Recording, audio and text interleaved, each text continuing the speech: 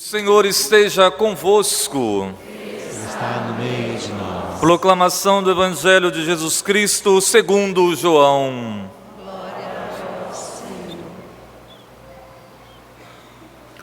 Naquele tempo, Jesus disse aos seus discípulos: Eu sou a videira verdadeira e meu Pai é o agricultor.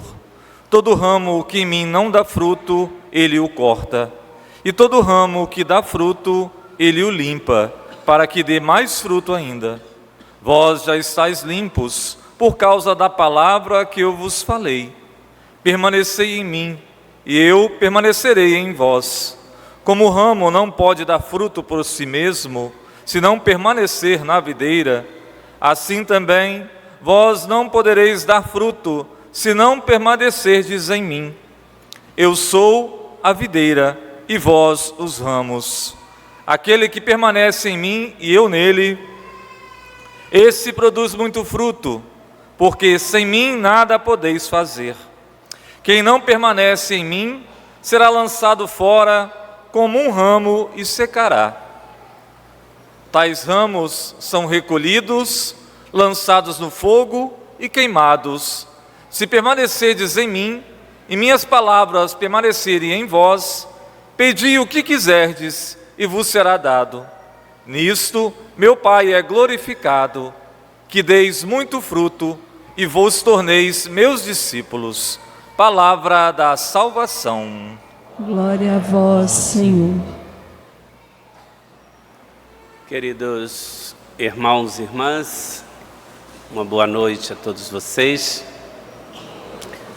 Quem não me conhece ainda, já sou de casa um pouquinho, mas de vez em quando tem gente nova. Eu sou o Padre Paulo Sérgio, eu estou acompanhando aqui a paróquia de São José, dando um apoio temporário ao Padre Robson, nas celebrações, nos encontros. Ontem mesmo tivemos um dia de encontro com a equipe missionária, um encontro muito gratificante e tão necessário para a igreja e particularmente essa paróquia, e porque domingo passado nós celebramos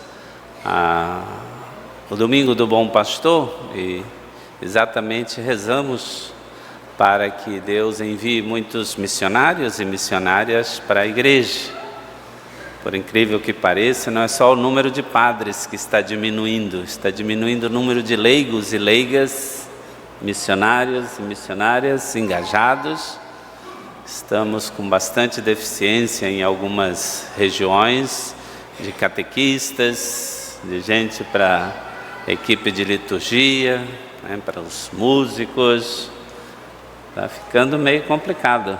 Se a gente não se cuidar, renovar nossos quadros missionários, jovens, adolescentes, as crianças, a coisa pode complicar um pouquinho mais. E a nossa missão tem que continuar. Hoje a liturgia nos coloca diante desta parábola, essa linguagem que todos já conhecemos, que dita até pelo profeta Isaías, que quando o Messias, quando Jesus, o Salvador, viesse a esse mundo, ele revelaria os segredos do reino por meio de parábolas. E o Evangelho recolheu muitas parábolas de Jesus.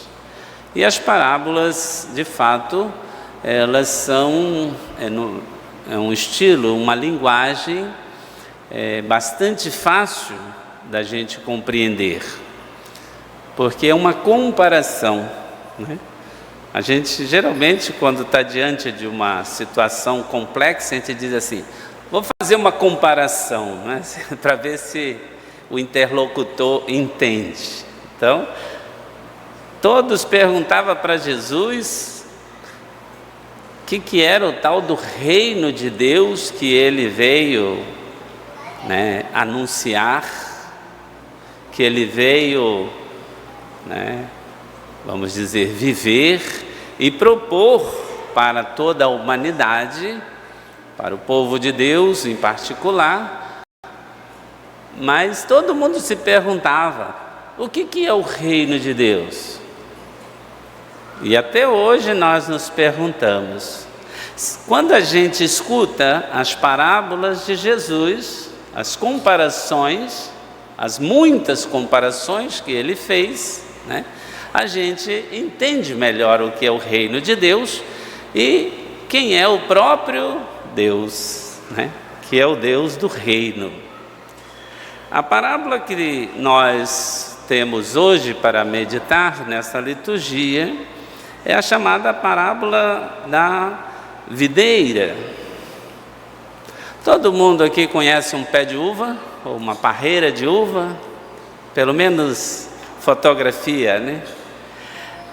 Não é uma fruteira, né, que a gente chama aqui no Espírito Santo, muito comum, só mais na parte das montanhas, a região mais fria.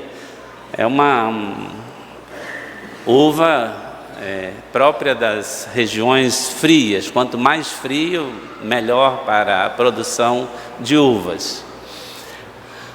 E Israel, em particular, era, no tempo de Jesus e antes dele, evidentemente, uma fonte, vamos dizer assim, fundamental, um elemento básico da economia, né, daquela região, os grandes produtores de uvas, né, e tudo que se produz da uva.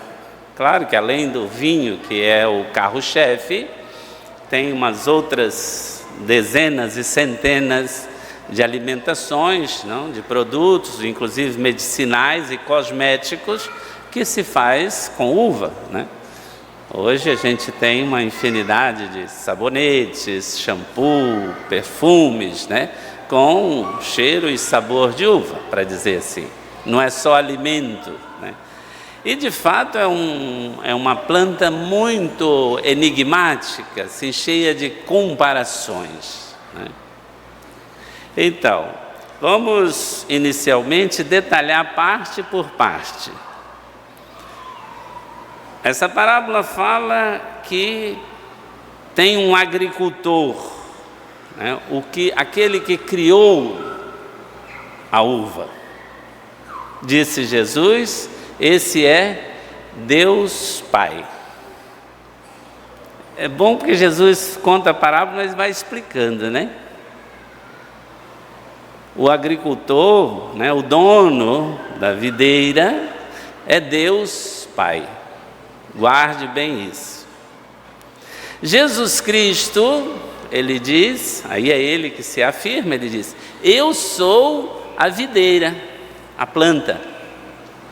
Meu pai é o agricultor, eu sou a videira. Não? Vocês, o povo de Deus, são os ramos, são os galhos das videiras, não? E as folhas, né? Aquilo que compõe a videira. Eu hoje, meditando por primeira vez, digo com toda sinceridade, 30 anos de padre, já li pelo menos 30 vezes esse evangelho, lendo uma vez por ano, para dizer. Mas hoje eu senti falta da presença do Espírito Santo nessa videira. E não é difícil a gente imaginar. Já que tem o Pai, tem o Filho, o que seria o Espírito Santo? Que não está nessa parábola, mas que sem ele não existiria a videira. A água, a seiva. Concordam comigo? Não adianta você plantar uma árvore, seja uma videira, se não tiver água. Sem água, a água é essencial para a vida. Então, e exatamente a Santíssima Trindade é o Pai Criador, o Filho, né, Salvador, que é, no caso aqui a videira, e o Espírito vivificador, aquele que dá a vida, né? E vocês sabem que a água, além de ser essencial à vida humana, é o símbolo do Espírito. Peço licença ao Espírito Santo e a Jesus para acrescentar, né, a terceira pessoa da Santíssima Trindade nessa parábola, que se não ajudar a entender, mas também não vai atrapalhar, né, para dizer. O que eu quero dizer com isso? É que, já que nós fazemos parte do povo de Deus, que nós somos os galhos, e somos humanos, nós precisamos de água. E como galhos, no sentido da parábola, né, dos ramos aqui, nós precisamos do Espírito Santo, nós precisamos da água viva que recebemos no batismo. Toda vez que fala de água na Bíblia, tem uma relação com a nova vida. E todos nós, o dia que fomos plantados definitivamente neste mundo, jogaram água. E no dia que a gente morre, né, na despedida, joga mais umas gotinhas para brotar de novo, né? Lá na despedida não tem? A bênção do corpo, lá nas exéquias? Pois é comum a gente fazer isso. Portanto, não existe videira se não tiver água, né? E a água aqui é complementada ainda por uma outra ação do Espírito Santo que gera a seiva, a força da planta, que é o calor, a energia. Se não tiver sol, as plantas não sobrevivem. Não existe plantas que nascem só na escuridão. Acho que deve ter alguma coisa nesses países das trevas que tem aí 6 meses de noite, né? Tem plantas que sobrevivem, mas eu digo assim, em geral, né, algum sol, alguma energia tem que ter. E essa é outra imagem, mas não só do Espírito, do próprio Jesus, que nós aqui celebramos na Páscoa. Eu sou a luz do mundo, disse Jesus. E é necessário a luz para o pé de uva produzir, né? E aí tem todos os cuidados, né? Quem cuidou de uva já sabe, quem não cuidou é fácil aprender, né? Ela precisa de cuidados, como toda planta, como todo ser vivo precisa de cuidado. Não existe nada que não precisa de cuidado, que tem vida. Os animais, né, os vegetais, e principalmente as pessoas humanas. Nós nascemos e precisamos de 24 horas de cuidado, até dormindo. A gente precisa de cuidado quando está renascido, né? Recém-nascido. Olha que fragilidade que somos. Se eu parasse a homilia aqui, eu tenho quase certeza absoluta que vocês conseguiriam, né, concluir a mensagem por conta própria. Cada um aqui, porque essa parábola é fácil demais. Se você sabe os detalhes, né, que o pai é o agricultor, o filho é a videira, e que nós somos os ramos, cheios do Espírito de Deus, que é a fonte de água e de energia que a gente cresce, vocês podem imaginar todas as consequências. Eu vou falar aqui algumas coisas dessa videira.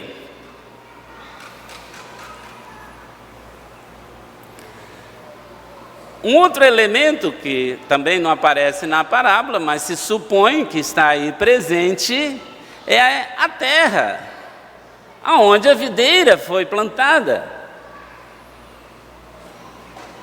Nós celebramos o Natal de Jesus, não celebramos antes da Páscoa? Se ele é a videira, podemos dizer que ele foi plantado aqui na terra, ele nasceu aqui na terra, né? Assim como também nós. E é esse planeta que a gente até chama de planetinha, quando os cientistas chamam a Terra de planetinha. Nós achamos que a Terra é infinita, é grande demais, né? Pelo nosso pouco conhecimento dos outros planetas, né? Mas só para dizer, precisamos cuidar dessa terra, aonde é plantada a videira. E foi isso que Jesus fez quando ele veio a esse mundo. O que Jesus tinha que vir fazer aqui na terra? A não ser cuidar das criaturas que estavam nessa terra. E isso ele procurou fazer de todas as maneiras. Nós sabemos disso. E ele cuidava e cuida até hoje, por meio do seu Espírito, de todas as criaturas, mas particularmente daquelas criaturinhas mais frágeis, mais ameaçadas, não? É normal que o dono da videira, né? Que os pais, por exemplo, podemos atribuir essa imagem do pai, né? Aos pais que cuidam dos filhos, ou de um professor, de um cuidador, de um médico, de um sacerdote, de um catequista, gente que cuida de gente. Precisa de cuidar de todo mundo? Precisa, né? Um administrador público, municipal, estadual, federal, seja como for, ele precisa de cuidar de todo mundo, mas ele tem que cuidar especialmente dos mais fracos, daqueles que ninguém cuida, daqueles que não sabem se defender. Assim é a vida. E é isso exatamente que Jesus veio fazer aqui neste mundo. Essa parábola pode ser resumida numa palavra. Qual é a palavra mais importante? Qual é a grande mensagem que Jesus está querendo dizer com essa parábola? Ele está querendo dar o exemplo da videira, para a gente entender uma coisa muito simples, mas profunda e essencial da nossa vida, que é o verbo permanecer. Permanecer ligado, o galho permanecer ligado à videira. Experimente, na hora que chegar em casa, arranca um galhinho de uma árvore que você tenha no quintal, ou de uma planta, e deixa ela aí amanhã, o dia todo no sol. No final da tarde, mesmo que ela tenha botão, ou tenha fruto, o que tiver, veja a situação que ela vai estar. Murcha, seca, já não produz mais nada. E é isso que Jesus termina a sua parábola dizendo: permanecei unidos à videira. Permanecei unido, né? Para vocês produzirem bons frutos. E nós já sabemos, nem todo mundo produz frutos iguais e nem na mesma proporção. Tem uma parábola exclusiva sobre isso, né? Do semeador, que é complemento, elas estão todas interligadas. E nós sabemos que cada um, com os dons que ele tem condições de produzir frutos, e ele sabe quais são os frutos que deve produzir.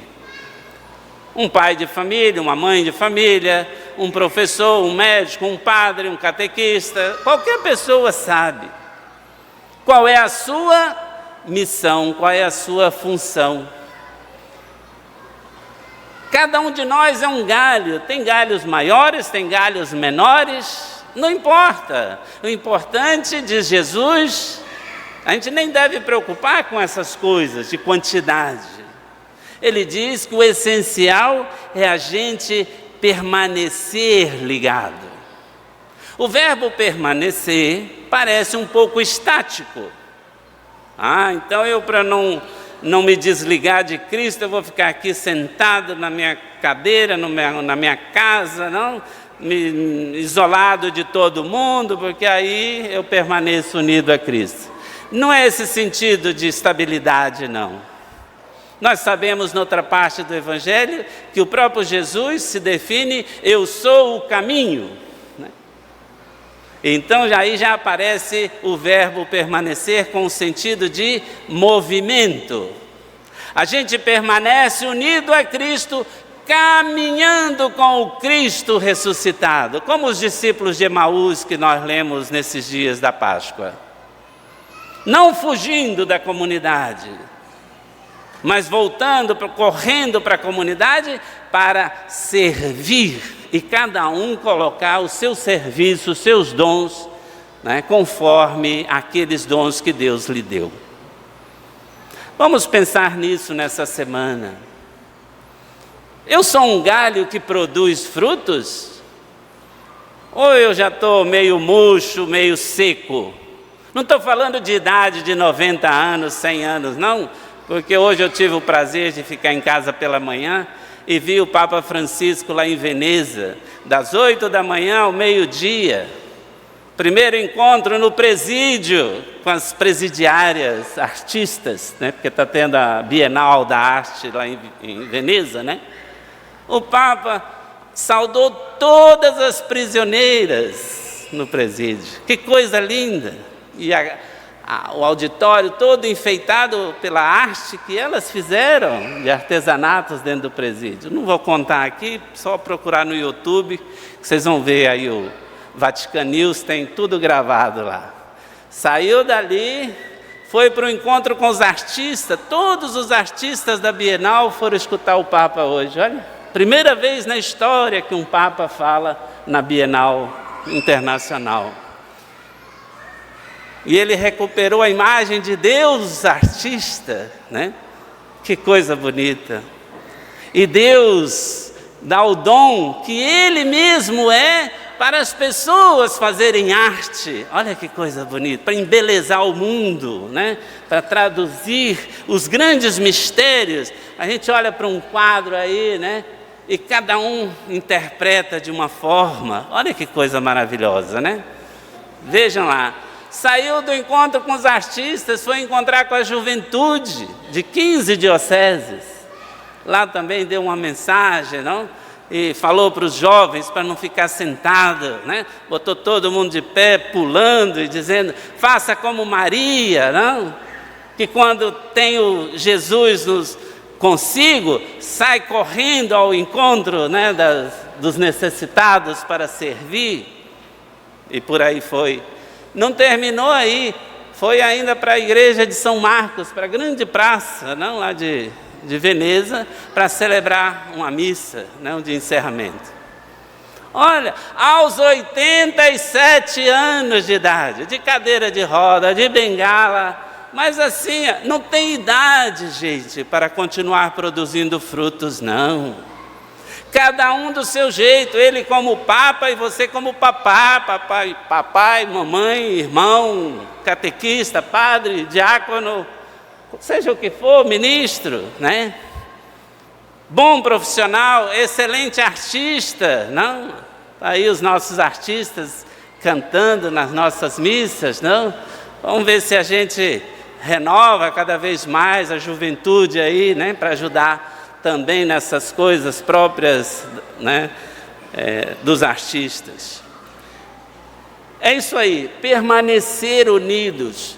Permanecer unido a Cristo para produzir frutos de quê? O que São João fala na sua carta, que nós ouvimos aqui na segunda leitura, Que nós como é que ele começa dizendo? Olha como São João, que também, segundo a tradição, o evangelista que escreve o Evangelho de São João é o mesmo que escreve as cartas, Carta de São João, já velhinho, acho que com uns 90 ou 100 anos de idade. E ele chama os fiéis das comunidades de filhinhos. Olha que bonito, típico de um vovô, Filhinhos, olha, guarde essa frase. Não amemos só com palavras e de boca. Repito, não amemos só com palavras e de boca, mas com ações e de verdade. Olha aqui. Isso é o verdadeiro amor. Isso é o verdadeiro fruto. Tem idade para amar? Não! Enquanto a gente estiver respirando, gente, pode estar doente, pode estar acamado, pode estar jovem, pode estar idoso, é tempo de amar. Com palavras, como diz São Francisco, se precisar, a gente pode usar até palavras. Eu te amo. Alguém, é bonito dizer isso para alguém, não é? Não está proibido falar eu te amo. Mas não basta dizer eu te amo, diz São João, da boca para fora. Uma vez por ano, chegar para a mamãe, no dia das mães que está chegando, né? Mamãe, eu te amo. E na segunda-feira faz a mamãe sofrer, né? Não dá, gente, não dá. Vamos amar sempre, com ações, né? Além das palavras. Se precisar usar a palavra, usa, mas se não precisar, nem deve usar, basta amar. Por falar em amor, hoje celebramos a memória de uma mulher que passou por esse mundo amando. Ela é capixaba de Cachoeiro do Itapemirim. Há 39 anos, ela foi barbaramente assassinada no rio, um afluente do rio Purus, em Lábrea, nossa diocese irmã. Essa mulher chama-se Irmã Cleusa. Há 39 anos, ela foi assassinada. Já recebeu o primeiro sinal do Papa de que ela está na lista para ser canonizada. Olha que maravilha, não? Vamos ter a primeira santa, se Deus quiser, capixaba. Olha, né? De Cachoeiro do Itapemirim. Eu estive em Lábrea, fui lá no local do assassinato, a história viva, tem o túmulo dela lá na igreja de Fátima. E o povo conta a história até hoje como se ela tivesse morrido semana passada, não? É impressionante o carinho que aquele povo da Amazônia tem pela irmã Cleusa. Brevemente, o que aconteceu? Ela estava em casa, soube que estava tendo um conflito muito sério, que iam matar alguns líderes indígenas. E ela falou, eu tenho que ir para lá. Não, irmã, a senhora está muito cansada, a senhora chegou de lá esses dias. Ela falou, mas eu tenho que ir. Eles não têm ninguém para defender, para estar do lado deles. Ou tentar negociar a paz lá. Eu sei porque as irmãs deram testemunho disso. Proibiram ela de ir. Ela fugiu para a missão. E foi. E na hora de sair, ela disse, é preciso arriscar. Preciso ter coragem de arriscar. E deu a sua vida. É só dar uma olhadinha por aí, vocês verem a história dessa mulher. Foi encontrada dias depois, provavelmente estuprada, esfaqueada, cortada, né? E jogaram ela no rio. Mas ela continua alimentando a fé, a esperança e o amor daquele povo. Por isso ela é uma mártir da causa indígena. E aqui está o exemplo de um verdadeiro galho dessa videira. Que ela disse, não é agora que eu posso me desligar, né? Tenho que permanecer, gente, até a cruz, se for necessário. Assim foi Jesus com o Pai. Jesus também podia ter fugido, né? Não fugiu. Aos 33 anos, ele permaneceu fiel à missão que o Pai lhe deu. Que ele nos alimente e que não falte o vinho da alegria na nossa missão. Assim seja.